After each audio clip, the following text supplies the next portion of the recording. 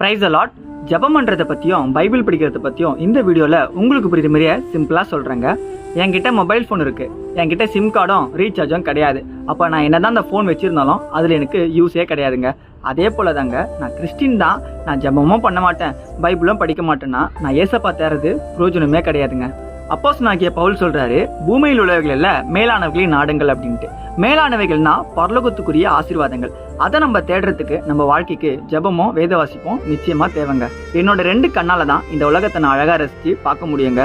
அதே போல தாங்க என் வாழ்க்கையில ஜெபமும் வேத வாசிப்பு இருந்தால் தான் ஏசப்பாவுடைய ஆவிக்குரிய ரிலேஷன்ஷிப்ல என்னால் கரெக்டாக இருக்க முடியும். என்னோட 2 கண்ணில் ஒரு கண்ணு மட்டும்தான் தெரியும் அப்படின்னா என் முகத்தை பார்க்கறதுக்கு ரொம்ப அசிங்கமா இருக்குங்க.